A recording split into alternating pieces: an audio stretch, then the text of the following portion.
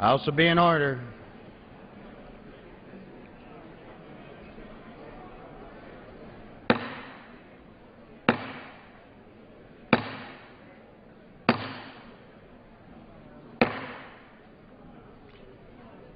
For what purpose does the gentleman from Illinois rise? Mr. Speaker, pursuant to Clause 2A, Paragraph 1 of Rule 9, I rise to give notice of my intention to offer a resolution to raise a question of the privileges of the House. The form of the resolution is as follows. Whereas although our nation's economy is gradually improving after one of the worst economic crises in our nation's history, the economic crisis remains a daily reality for the 13.3 million unemployed workers and for the millions of Americans experiencing record levels of food insecurity, poverty, and foreclosure. Whereas the national unemployment rate is 8.6%, with over 42.8% of all unemployed workers, more than 5.7 million people haven't been out of work for more than 6 months. And whereas while there were 1.8 unemployed Americans for every job opening in December 2007, when the Great Recession began, data recently released by the Department of Labor show that as of October 2011, there were over 4.3 unemployed Americans for every job opening. And whereas data recently released by the Department of Labor show that as of October 2011, there were 3.3 million job openings, which is well below the 4.8 million job openings in March 2007, when job openings were at their highest point during the most recent business cycle. And whereas recent data demonstrate that most unemployed Americans no longer receive unemployment insurance benefits, reflecting the crisis that exists for the millions of Americans who have exhausted their benefits and still cannot find work, including the 100,000 Illinoisans estimated to have exhausted their benefits in 2010, and the additional 100,000 Illinoisans who it is estimated would exhaust their benefits in 2012 if current law were extended. Whereas unemployment benefits are a critical lifeline for our citizens and our economy, including by keeping 3.2 million Americans, including nearly 1 million children, from falling into poverty in 2010 alone, generating $2 in economic stimulus for every $1 the federal government spent during the recession, and saving or creating 1 million jobs as of the fourth quarter of 2009. And whereas all members of the House of Representatives have a responsibility to protect Americans and our country from physical and economic harm, especially during times of national crisis. And whereas the recently introduced Republican proposal to address the unemployment crisis facing our nation fails to protect Americans by drastically cutting 40 weeks of unemployment assistance and imposing new restrictions that would make it more difficult and costly for employees to receive the benefits for which they have paid. Whereas the Republican proposal fails to protect Americans by cutting the number of federally funded weeks of unemployment benefits from 73 to 33 in high unemployment states, abandoning over 1 million Americans in 2012 by slashing their benefits.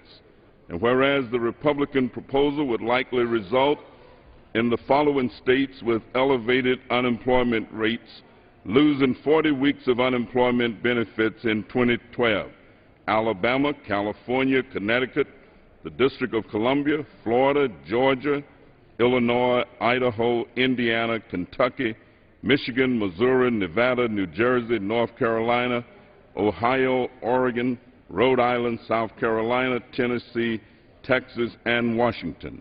And whereas the Republican proposal would cause all other states to lose between 14 and 34 weeks of federal unemployment benefits, whereas the Republican proposal would erode the unemployment safety net by undermining the requirement that unemployment dollars fund unemployment benefits to help individual workers cover basic necessities such as food and housing. And whereas the Republican proposal would further erode the unemployment safety net by undermining the eligibility standards that unemployment benefits be determined solely on the basis of a claimant's unemployment. And whereas the Republican proposal demands untested punitive measures that hurt unemployed workers, including deducting money from one's unemployment check to pay for required reemployment assessments and delayed or prohibited benefits depending on educational attainment. And whereas the Republican proposal would disproportionately harm groups of Americans who are hardest hit by unemployment and long-term employment, including older Americans, low-income Americans, Americans from racial and ethnic minority groups, and Americans without a high school diploma. Whereas now that emergency assistance is about to expire, the Republican proposal reflects comfort with $180 billion in tax breaks for the wealthiest 3% of Americans for 2012, but not the $50 billion needed to help millions of the neediest Americans who still cannot find a job. And whereas the Economic Policy Institute estimates that the Republican proposal would result in as much as $22 billion in lost economic growth, and the Center for American Progress estimates that the Republican proposal would lead to a loss of approximately 275,000 jobs in 2012.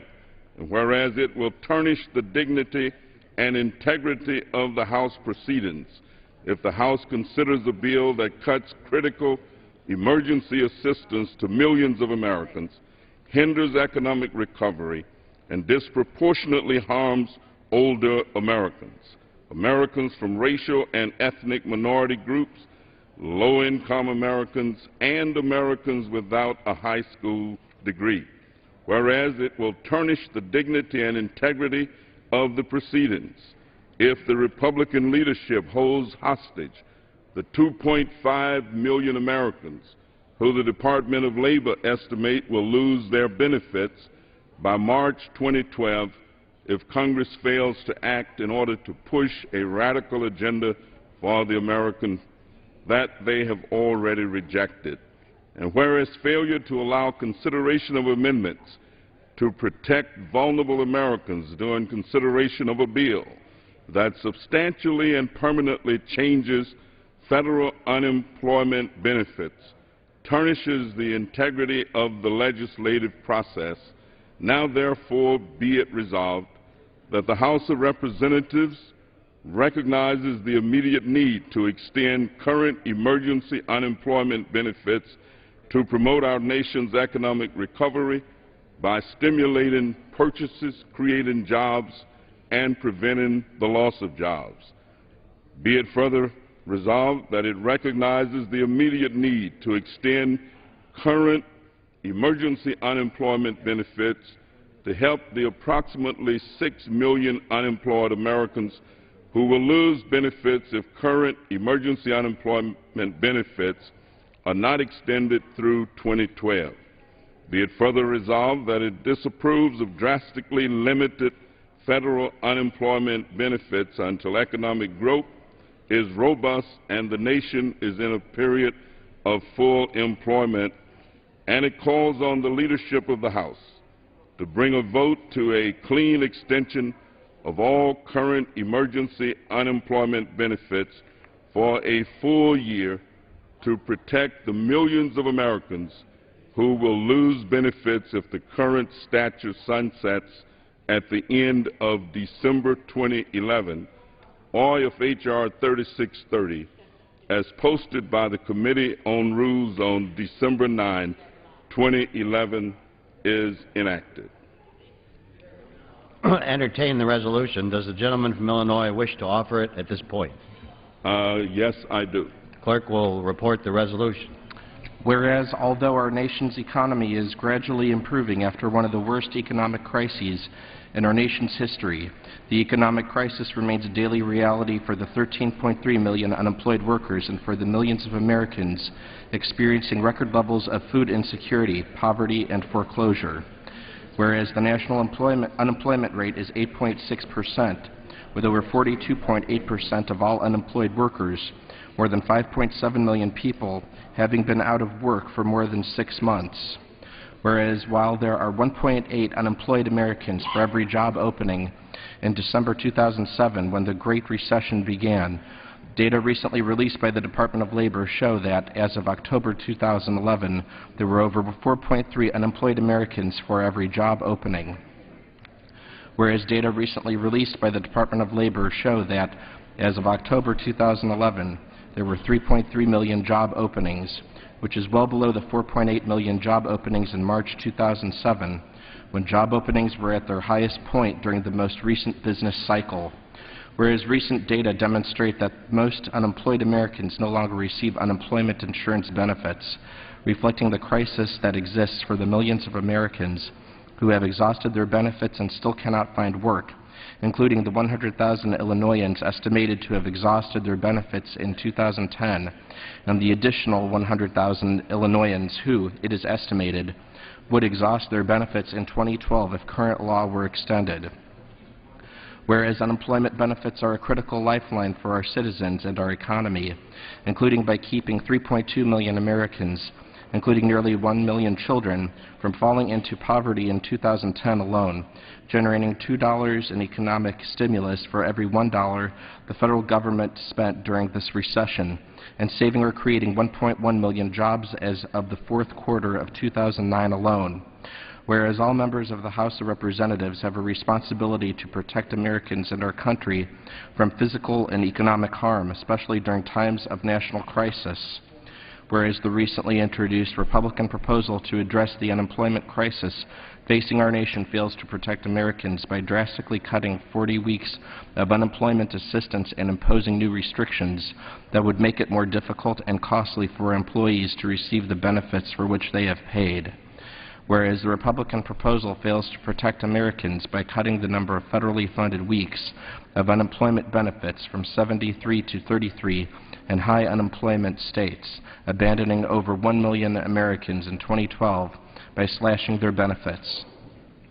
Whereas the Republican proposal would likely result in the following states with elevated unemployment rates losing 40 weeks of unemployment benefits in 2012: Alabama, California, Connecticut, the District of Columbia, Florida, Georgia, Illinois, Idaho, Indiana, Kentucky, Michigan, Missouri, Nevada, New Jersey, North Carolina, Ohio, Oregon, Rhode Island, South Carolina, Tennessee, Texas, and Washington. Whereas the Republican proposal would cause all other states to lose between 14 and 34 weeks of federal unemployment benefits. Whereas the Republican proposal would erode the unemployment safety net by undermining the requirement that unemployment dollars fund unemployment benefits to help individual workers cover basic necessities such as food and housing. Whereas the Republican proposal would further erode the unemployment safety net by undermining the eligibility standard that unemployment benefits be determined solely on the basis of a claimant's unemployment. Whereas the Republican proposal demands untested punitive measures that hurt unemployed workers, including deducting money from one's unemployment check to pay for required reemployment assessments and delayed or prohibited benefits depending on educational attainment. Whereas the Republican proposal would disproportionately harm groups of Americans who are hardest hit by unemployment and long-term unemployment, including older Americans, low-income Americans, Americans from racial and ethnic minority groups, and Americans without a high school diploma. Whereas now that emergency assistance is about to expire, the Republican proposal reflects comfort with $180 billion in tax breaks for the wealthiest 3% of Americans for 2012, but not the $50 billion needed to help millions of the neediest Americans who still cannot find a job. Whereas the Economic Policy Institute estimates that the Republican proposal would result in as much as $22 billion in lost economic growth, and the Center for American Progress estimates that the Republican proposal would lead to a loss of approximately 275,000 jobs in 2012. Whereas it will tarnish the dignity and integrity of the House proceedings if the House considers a bill that cuts critical emergency assistance to millions of Americans, hinders economic recovery, and disproportionately harms older Americans, Americans from racial and ethnic minority groups, low-income Americans, and Americans without a high school degree. Whereas it will tarnish the dignity and integrity of the House proceedings if the Republican leadership holds hostage the 2.5 million Americans who, the Department of Labor estimates, will lose their benefits by March 2012 if Congress fails to act in order to push a radical agenda the American people have already rejected. And whereas failure to allow consideration of amendments to protect vulnerable Americans during consideration of a bill that substantially and permanently changes federal unemployment benefits tarnishes the integrity of the legislative process. Now, therefore, be it resolved that the House of Representatives, 1, recognizes the immediate need to extend current emergency unemployment benefits to promote our nation's economic recovery by stimulating purchases, creating jobs, and preventing the loss of jobs. 2, recognizes the immediate need to extend current emergency unemployment benefits to help the approximately 6 million unemployed Americans who will lose benefits if current emergency unemployment benefits are not extended through 2012. 3, disapproves of drastically limiting federal unemployment benefits until economic growth is robust and the nation is in a period of full employment. And 4, calls on the leadership of the House to bring to a vote a clean extension of all current emergency unemployment benefits for a full year to protect the millions of Americans who will lose benefits if the current statute sunsets at the end of December 2011, or if H.R. 3630, as posted by the Committee on Rules on December 9, 2011, is enacted. Does the gentleman from Illinois wish to present argument on why the resolution is privileged under Rule 9 to take precedence over other questions? I do. The gentleman will present those arguments. Mr. Speaker, in order to qualify as a question of the privileges of the House under Rule 9, the resolution must address the rights of the House collectively, its safety, dignity, and the integrity of its proceedings. The resolution I offer seeks to express the position of the House that the Republican proposal to address the unemployment crisis facing our nation and the procedures used to bring it to the floor tarnish the dignity and integrity of the House proceedings and the integrity of the legislative process. All members of the House of Representatives have a responsibility to protect Americans and our country from physical and economic harm, especially during times of national crisis. Yet, contrary to this mandate, the Republican proposal to address the unemployment crisis threatened to damage our national economy as well as the well-being of millions of Americans by drastically cutting benefits, especially for employees and states hardest hit by unemployment by 40 weeks, and imposing punitive restrictions on access to benefits. The Republican proposal will almost certainly harm. Gentleman from Illinois, that argument must be confined as to whether or not the matter is privileged under Rule 9, not the substance of the resolution. Thank you very much, Mr. Chairman. Given the unemployment crisis that does in fact exist in our country, and given the great needs that exist for people to feel a sense of comfort and security, given the fact that older Americans, low-income Americans, Americans from racial and ethnic minority groups, and Americans with... The Chair would again ask the gentleman to address whether or not this resolution is privileged under Rule 9. Mr. Chairman, it is my position and my belief that the Republican proposal tarnishes the legislative process by making substantial permanent changes to federal unemployment benefits, and that when passed, if passed, that the country will have experienced difficulties that could have been avoided. The Chair would ask the gentleman if he has any additional observations relative to the question of privilege, Mr. not Chairman, the substance of the resolution. let me thank you for your comments, and actually I'm at the end of my comments, and I would yield back the balance of my time. The Chair thanks the gentleman for his creativity. Does any other member wish to be heard on the question of privilege? The Chair is prepared to rule. As the Chair ruled in similar circumstances on October the 2nd and October the 3rd, 2002, a resolution expressing the sentiment that Congress should act on a specified measure does not constitute a question of privileges of the House under Rule 9.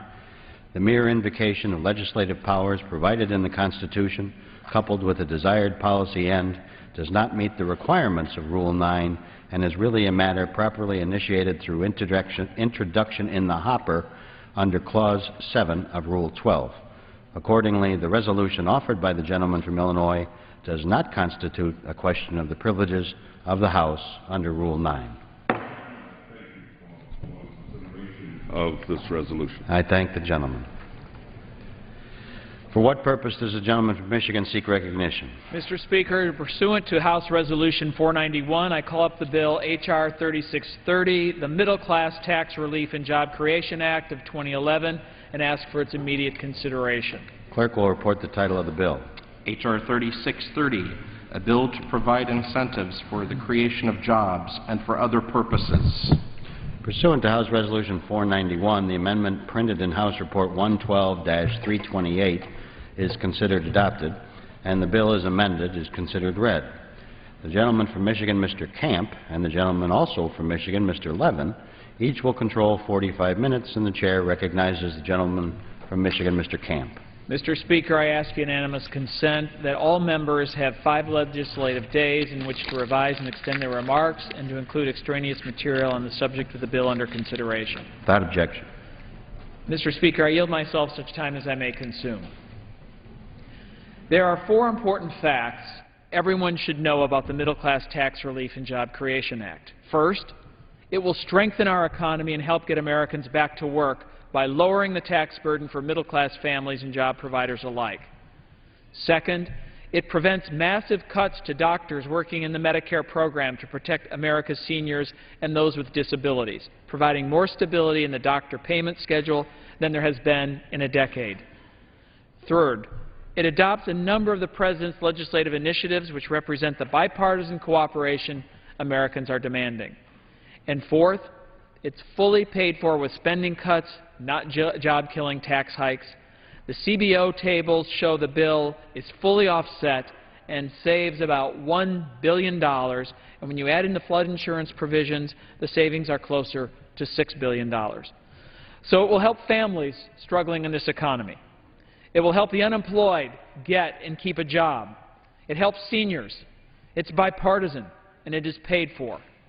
The House should, and I expect it will, overwhelmingly pass this measure, and the Senate should quickly pass it so Americans can get what they truly want this holiday season, something that helps create jobs while helping those most in need.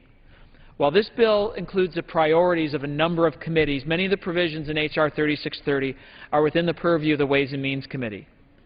This bill will extend for 1 year the payroll tax holiday to help middle-class families struggling in this economy, while fully protecting the Social Security Trust Fund. Mr. Speaker, I have a letter from the Social Security Chief Actuary confirming this fact, and I ask unanimous consent that it be inserted into the record. Without an extension, a worker earning $50,000 would see his or her take-home pay decline by $1,000 in 2012 as compared to 2011. Employers are helped too. Through an extension of 100% expensing, job creators down the supply chain will see more demand for their products. This will help boost economic activity and job creation. The President has endorsed both of these tax policies.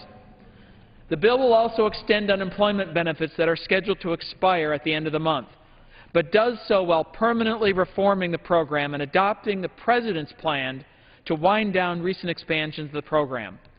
Since 2008, extensions of unemployment benefits have added $180 billion to the debt.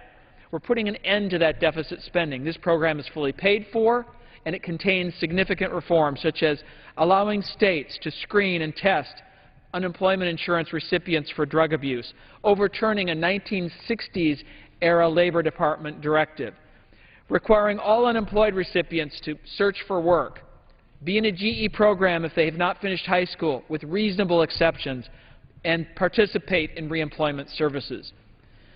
It also implements program integrity measures such as new data standardization to crack down on waste, fraud, and abuse. And just as we did in connection with welfare reform, we're giving the states flexibility to design their own reemployment programs, similar to the sorts of programs the President has touted, like Georgia Works and wage subsidies. Why are we making these reforms instead of just passing a straight extension? Because we know that a paycheck is better than an unemployment check. These bipartisan reforms will help get Americans back to work while providing them with the assistance during hard times. And that should truly be the focus of unemployment programs, getting people back to work. In addition to reforming UI, we extend federal benefits but reduce the maximum number of weeks of all benefits from 99 weeks to 59 weeks in most states by mid-2012. This reflects a more normal level typically available following recessions. I should point out that phasing out 20 of those weeks is the President's policy.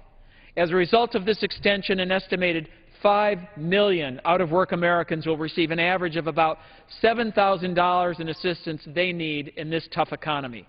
A no vote today is a vote to deny those Americans who are out of work those benefits. We also end UI for millionaires. The bill simply says if you earn $1 million, you have to pay back your unemployment benefits. Though not in the jurisdiction of the Ways and Means Committee, the bill applies a similar policy to food stamps. Together, these policies save taxpayers $20 million. Additional savings are found by freezing the pay of members of Congress and other civilian government workers for 1 year. Next, the legislation prevents a 27% cut to doctors serving Medicare patients and replaces it with a 1% payment update in 2012 and 2013. The 2-year update is the longest that Congress has provided since 2004, which will give us time to develop a permanent solution. In addition to the Medicare doc fix, the legislation reforms and extends temporary Medicare payment programs. Since 2002, Congress has blindly extended as many as a dozen of these programs. Given that we're running $1 trillion deficit and borrowing 40 cents out of every dollar we spend, the American taxpayer simply cannot afford to have Congress skip out on doing proper oversight. That's why we're extending only 4 of these provisions, and we're making reforms to some and requiring additional studies from the Centers for Medicare and Medicaid Services and the Government Accountability Office to get better data on how they're working. These programs are the therapy caps exceptions process, premium assistance for low-income seniors, ambulance payment add-ons, and geographic payment adjustments for physician office visits, sometimes called GPCI.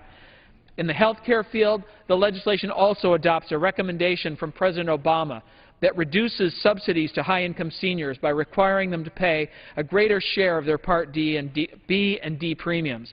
This single change reduces spending by $31 billion in the next decade, saves $13.4 billion in wasteful overpayments of exchange subsidies, similar to previous good government changes enacted by overwhelming bipartisan majorities and signed into law by the President, and repeals provisions in current law that hurt physician-owned hospitals. With regard to the nation's primary welfare program, the legislation extends through September 30, 2012, temporary assistance for needy families, TANF, which is set to expire on December 31st of this year. The TANF extension includes bipartisan, bicameral reforms to ensure that taxpayer funds are protected from abuse. Those reforms include improvements to program integrity and closing the current strip club loophole so that welfare funds cannot be accessed at ATMs in strip clubs, liquor stores, and casinos. In California alone, nearly $4 million in state-issued cash benefits was withdrawn from ATMs and casinos between January 2007 and May 2010.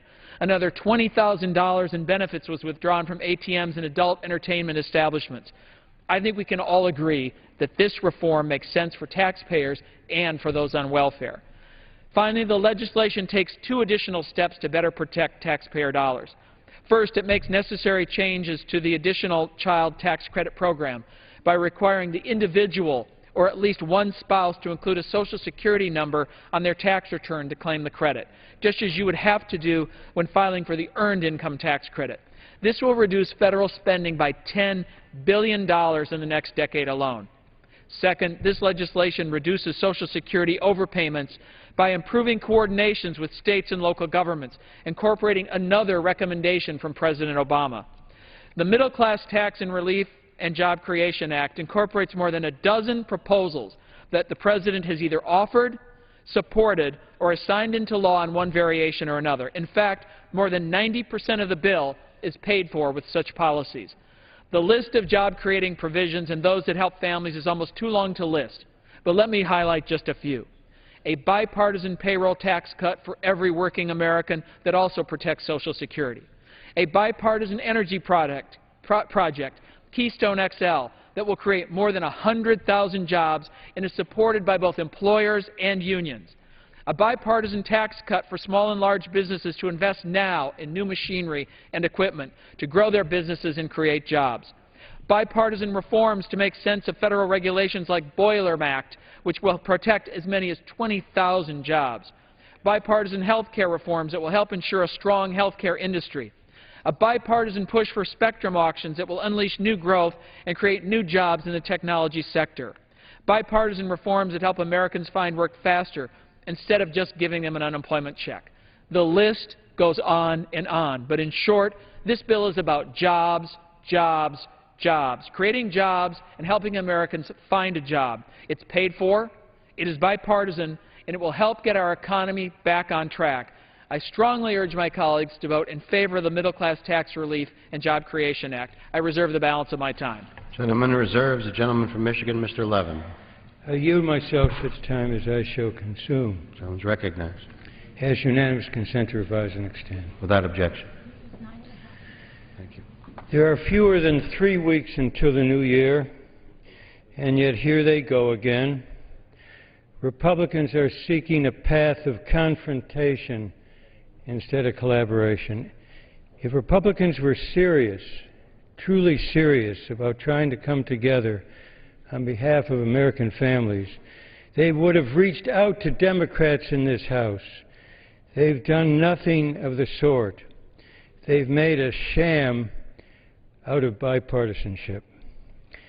Instead, they've once again targeted millions of seniors and middle-class families for cuts without asking essentially anything of millionaires and billionaires. They've singled out Medicare premium increases that permanently increase seniors' costs by $31 billion. The bill also, when you look at it carefully, spends $300 million on a special interest provision that helps a handful of specialty hospitals while cutting billions from community hospitals. They've targeted the unemployed, slashing 40 weeks of unemployment insurance, impacting millions of families still struggling under the weight of the worst economic downturn since the Great Depression. 22 jurisdictions, 22, with the highest unemployment rates would be hit the hardest. Alabama, California, Connecticut, D.C., Florida, Georgia, Illinois, Idaho, Indiana, Kentucky, Michigan, Missouri, Nevada, New Jersey, North Carolina, Ohio, Oregon, Rhode Island, South Carolina, Tennessee, Texas, and Washington. And the result would be, in the state that Mr. Camp and I come from, Michigan, the result would be a maximum of 46 weeks of unemployment insurance. And what do they ask of the wealthiest Americans? Basically nothing. not even after the wealthiest 1% saw their incomes nearly triple in the last 3 decades, while salaries for middle-class families barely budged. On average, there are more than 4 unemployed Americans for every job opening. Never on official record in our nation's history have there been so many unemployed Americans out for work so long. There is nothing normal about this recession. Nothing normal. One gentleman from my district, Phil of Clinton Township, put it this way, and I quote, "I am by no means unintelligent, I am by no means lazy, and I am by no means giving up." The unemployed are not people who can ante up $10,000 bets or spend lavishly on jewelry at Tiffany's.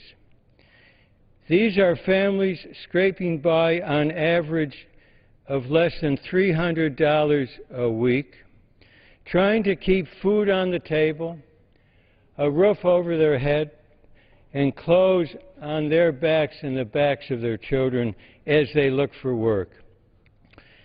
Republicans are out of touch with the families of America. I hope after today's exercise that is going nowhere in the Senate, and which the President opposes, House Republicans will get serious about addressing very pressing end-of-year issues on behalf of the American people. I reserve the balance of my time. Gentleman from Michigan, Mr. Camp.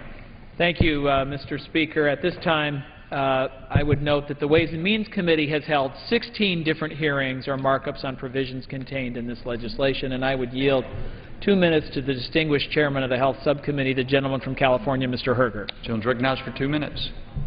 Mr. Speaker, it's critically important that we act to prevent physicians' Medicare payments from being cut by 27.4% on December 31st. Such a drastic cut would result in many physicians ending their participation in the Medicare program, and many senior citizens would no longer be able to obtain the medical care they need. The bill before us would prevent cuts under Medicare's Sustainable Growth Rate, or SGR, formula for the next 2 years, with physicians receiving a 1% inflation update in each of those years. As I've said before, we need to do away with the SGR once and for all so that doctors do not have to constantly worry about cuts to their Medicare payments. I'm disappointed that we've run out of time to consider permanent reform this year, but the Ways and Means Committee has been carefully examining different options for replacing the SGR, and I'm hopeful that we can move forward with these efforts next year. For now, this legislation gives physicians the longest period of payment since 2004, and it is fully paid for with reforms to Medicare and other federal health programs.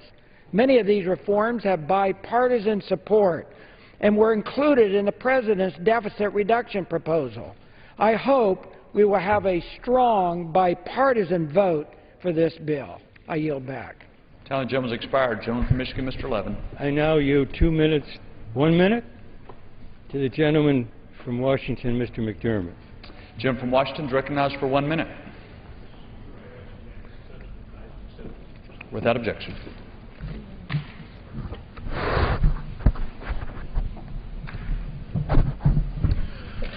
Mr. Speaker, well, it's getting close to the Christmas tree, and here we come, finally getting around to dealing with unemployment. With the most drastic attack on the unemployment system that we've had since 1933. Without any hearings. I hear people talk about the Ways and Means Committee has talked about this. There hasn't been a single hearing on the proposal that's put here before us on the end of the session, cutting federal program from 73 weeks to 33 weeks. You're taking 40 weeks of unemployment away from people who have thought this country cared. And it turns out the Republicans don't care at all. This is bait and switch. This is like going in a used car lot, and the guy shows you a Chevrolet over here and says that's $1,000, and by the time you find another car that's worth nothing, it's been in a wreck, and you drive out thinking you had the $1,000 car you were getting. This is a phony attack on unemployment. Nobody should think of it as anything else. The press releases will say, we extended unemployment benefits. Yeah, well, you pulled the rug out from under the long-term unemployment. This is not the usual unemployment. This is unemployment where we have the highest long-term unemployment in the history of this country in the last 50 years. It's a bad bill. Vote no. Gentleman from Michigan, Mr. Camp.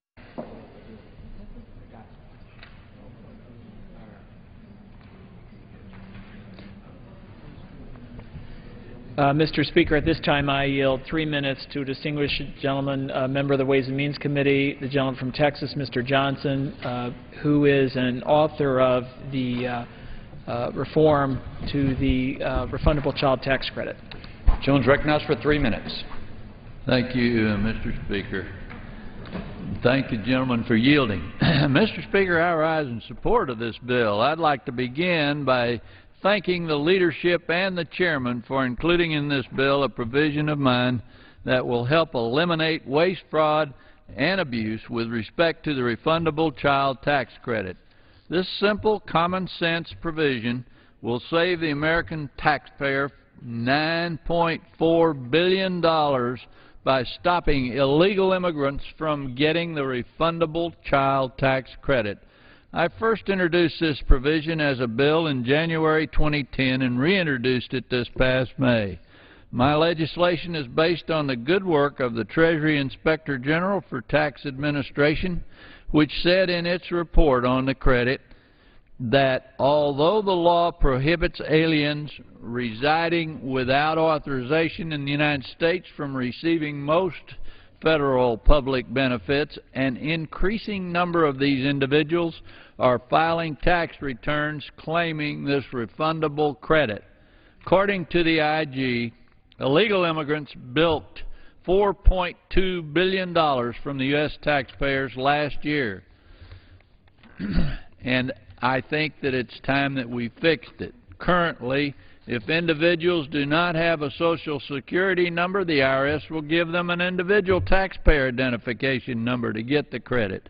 This provision will root out waste, fraud, and abuse by the IRS, simply requiring individuals to provide their Social Security number in order to claim this refundable credit. Mr. Speaker, there's been a lot of debate regarding the extension of the payroll tax cut and Social Security. Given this debate, as chairman of the Social Security Subcommittee, I would like to take this opportunity to briefly talk about the importance of securing this program's future. Last year marked the first time since 1983 that Social Security paid out more in benefits than it took in payroll taxes. 1983 was also the last major reform of Social Security. As a result, over the next 10 years, Social Security will be in the red by over $500 billion. As a result, Social Security must rely on general revenues to pay back with interest the Social Security surpluses that Washington has spent. That means Treasury has to borrow more. According to the CBO, we do so at our own economic peril. Mr. Speaker, the American people want, need, and deserve a fact-based conversation about how we can fairly and responsibly fix Social Security for good. That would send a powerful signal that we are serious about getting our fiscal house in order. Let's do it now. I yield back the balance of my time. Time the gentleman is expired.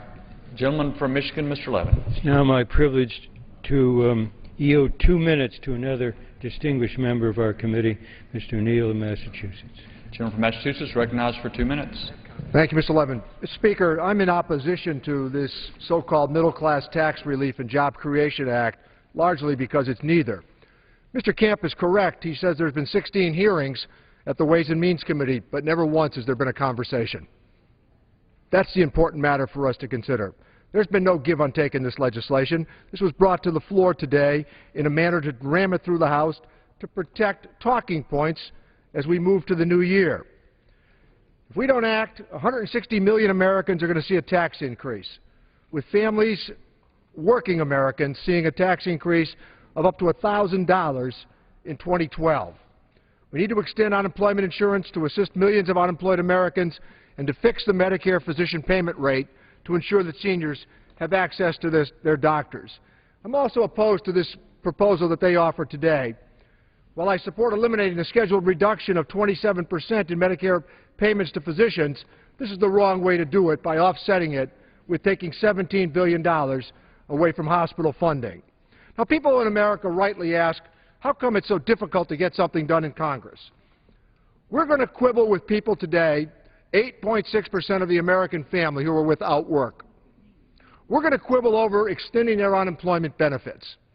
And yet, just 3 years ago, the head of Merrill Lynch, after the company was run into the ground, left with $69 million. But a month ago at Hewlett-Packard, for non-performance, the head of the company is dismissed, not like the unemployed are dismissed by somebody escorting them to the door, but he was dismissed with $10 million worth of salary and $13 million of stock for non-performance. At Enron, everybody at the top held on and they locked down that stock so people at the bottom couldn't get out. That's what this is about today, picking on the unemployed. 15 million members of the American family without work as we proceeded this holiday season. We need a tax holiday for middle-income Americans, and that's what we should be doing today. Gentleman from Michigan, Mr. Camp. I yield 1 minute to a distinguished member of the Ways and Means Committee, the gentleman from Texas, Mr. Brady. Gentleman's recognized for 1 minute. No bill is perfect, but this has much to admire in it. Moving the unemployed back in the workforce after a year makes sense. So does allowing states to drug test, stopping taxpayer fraud, helping small businesses invest in equipment, paying local doctors fairly for treating our seniors, and telling the President he can't wait to approve the thousands of jobs created by the Keystone Pipeline, spending cuts and entitlement reforms so we don't add to the dangerous deficit. All that's very good. Like many in Congress, I'm very troubled about reducing Social Security revenue another year. The bill's authors have responsibly included reforms that fill this hole and then some, but over the long term, cutting Social Security contributions makes an already fragile program more fragile. So in support, I want my constituents to know 2012 is it. I'll not support another extension of the Social Security tax holiday. Instead, I'll work to replace it with tax relief of an equal amount that doesn't impact Social Security or make it harder to preserve this program for future generations. I yield back. Time the gentleman's expired. Gentleman from Michigan, Mr. Levin. It's now my special privilege to yield 2 minutes to the gentleman from South Carolina, leader in our party. Gentleman's recognized for 2 minutes. Thank you very much, and thank you, Mr. Levin, for yielding me this time. Mr. Speaker, I rise in strong opposition to this outrageously partisan and unfair bill. The clock is ticking, working families are worrying, and my Republican friends are playing political games.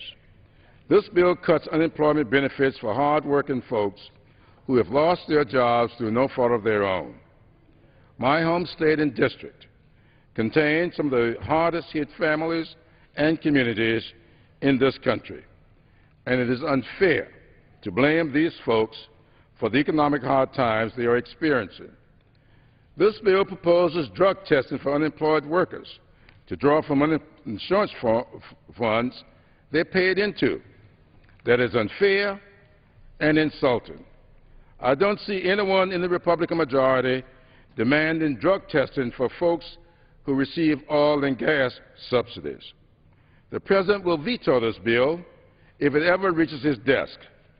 This political game that's being played is just another round of the brinksmanship we have seen time and again this year.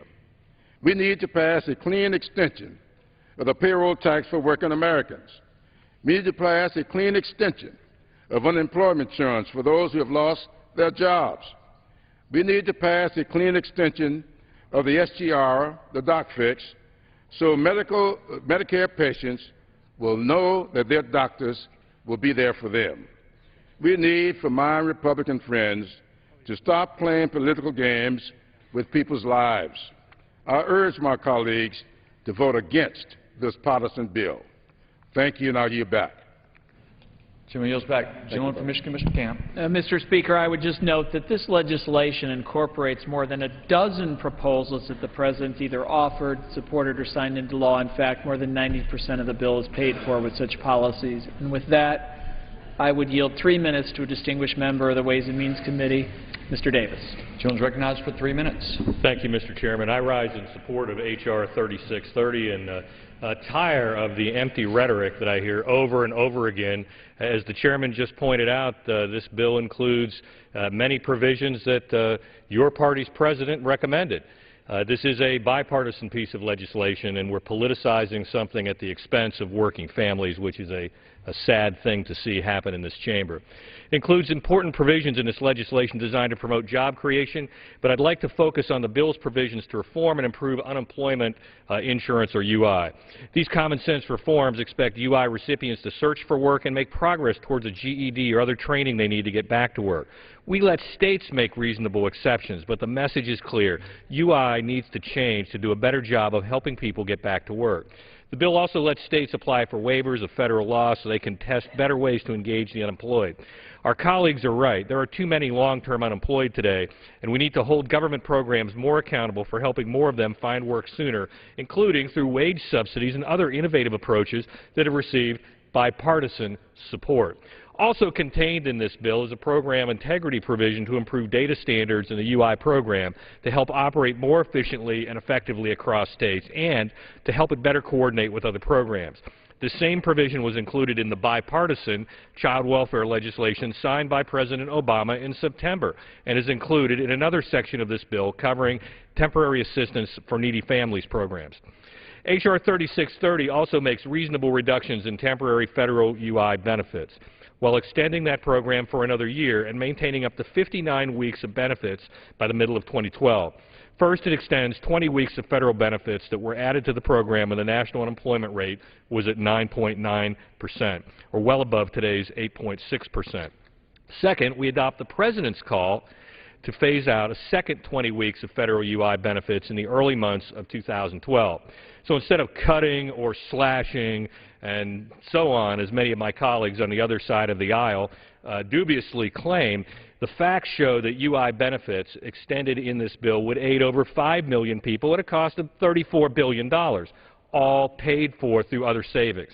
That's an average of almost $7,000 in federal help for every person aided.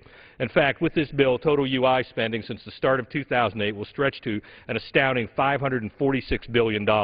That's not a typo. UI spending now totals over $500 billion in the past 5 years. That's over 5 times. Listen to this, 5 times as much as it costs to put a man on the moon in today's dollars. I urge support of this much-needed legislation and, most importantly, its long-needed reform so the UI program does a better job helping Americans get back to work sooner. I thank you, and I yield back. Gentleman from Michigan, Mr. 15 seconds. I must say, to talk about a man on the moon, to essentially disregard the needs of millions of people who are on the ground unemployed in this country is, I think, unconscionable. I now yield 2 minutes to the gentleman from Oregon, another member of our committee, Mr. Blumenauer. 2 minutes. Recognized for 2 minutes. Thank you, Mr. Speaker. Thank you, Mr. Levin. A year ago, our Republican friends talked about reforming the process so that we wouldn't have legislation that was much must-pass category that was laden with items that were unrelated or unnecessary, complicated it. Well, here we are, less than a year after they adopted their rules, and we have legislation that unemployment insurance has always been, I think, in times of economic stress, when benefits are threatened to be expire, that would be must-pass legislation.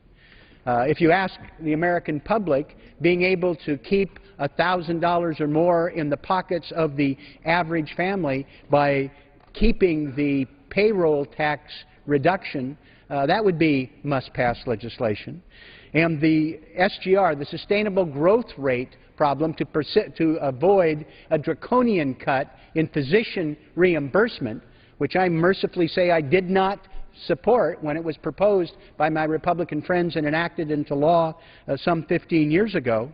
That certainly must pass legislation. And here we have a hodgepodge of jamming all of these together, plus, wait a minute, the Keystone Pipeline, a variety of things that are complicated, expensive, and unfair, jammed together in a must-pass legislative situation. Mr. Speaker, I am opposed to draconian cuts in benefit levels. In a state like mine, it's going to be very hard on rural and small-town America, where those extended benefits make a big difference. The jobs aren't there. Now, you may force some of these people who don't have a high school education to start a training program, which you're not willing to pay for. You're going to impose very significant cuts on hospitals. For example, no, 30 seconds. The evaluation and management cap is going to impact dramatically hospitals that a number of us represent. It's going to scale up much higher costs for senior citizens who don't think they're high income. With all due respect, I think it's the wrong approach to serious problems that we face. We ought to deal with them one at a time in a balanced and thoughtful way, reject this Christmas tree, and do it right. Gentleman from Michigan, Mr. Camp. I recognize the gentleman from Georgia, Mr. Kingston, for 2 minutes. Gentleman is recognized for 2 minutes. Mr. Speaker, I ask unanimous consent to enter into colloquy with the distinguished chairman. Recognized. Mr. Chairman, I thank you for including language in this bill that would remove current barriers for states to strengthen the unemployment insurance program through optional drug testing. By doing so, we can help increase individuals' ability to gain future employment and help ensure benefits are not being used to finance an individual's drug dependency. It is my understanding that the intent of this language is to provide flexibility to states to establish drug screening methods if they choose so. That's correct. The language in the bill provides states with the option to screen and test UI program applicants for illegal drug use. Thank you, and I would like to call states' attention to a drug screening assessment approved by the National Institutes of Health that identify individuals as having a high probability of drug use. Under the bill I introduced, individuals deemed by those assessments to be high risk would be required to complete and pass a drug test in order to receive benefits. General tax dollars help fund payments after 26 weeks, so people who are unemployed should be looking for a job and should not become voluntarily ineligible by taking illegal drugs. In this tough environment, we must maximize tax dollar spending efficiently and effectively. I appreciate your commitment to hold a hearing on this issue no later than the spring, and I thank you for pointing towards further action. That is a helpful reminder, especially to those states that look to take advantage of how this legislation removes current bureaucratic barriers, preventing them from doing that sort of screening and testing if they so choose. I look forward to working with the committee on this proposal, and I thank the chairman and the subcommittee, Chairman Mr. Davis, for their support and discussions of this language, and thank you for your colloquy. Chairman yields back. Gentleman from Michigan, Mr. Levin. Thanks. I now yield 3 minutes to our distinguished Minority Whip, Mr. Hoyer of Maryland. 3 minutes. Gentleman from Maryland is recognized for 3 minutes.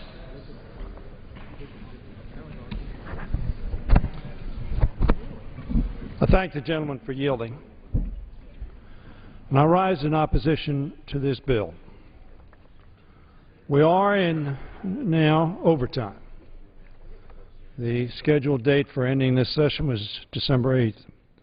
That date, of course, was substantially later than we normally suggest ending the session. Notwithstanding that fact, we did not meet that deadline. In the pledge to America, our Republican colleagues, when they were running for office to seek the majority, which they got, they pledged to America that they would not put non-germane items in must-pass bills. That apparently was a campaign pledge not to be honored in practice. In the Pledge to America, they also said that we needed to do appropriation bills one after another. That apparently was a pledge to be honored during the campaign, but not in practice. And so we have ourselves confronted with a bill that must pass. We must not leave this city and our responsibilities without extending unemployment insurance. We must not leave Washington, D.C. for this holiday season to deliver a block of coal in the stockings of our constituents by failing to continue the tax cut from their payroll taxes. And we must not leave Washington, D.C. without affecting a continuation of the proper reimbursement of doctors to ensure that Medicare patients will be able to get their doctor's services. So we have 3 items to focus on to get done, and 9 appropriation bills.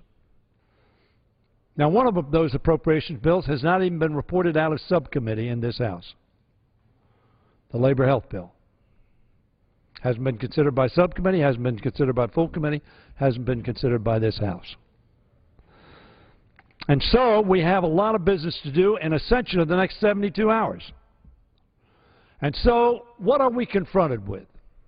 We're confronted with a bill of over 350 pages filed just a few days ago. We heard a lot about reading the bills. I'd be shocked if any member has read this bill. Shocked. By contrast, the bill that was so criticized, the Affordable Care Act, was up for review for over a year, hundreds of hearings and thousands, essentially, of meetings around this country. This has not had a single town meeting, a single hearing, and a single perspective around this country.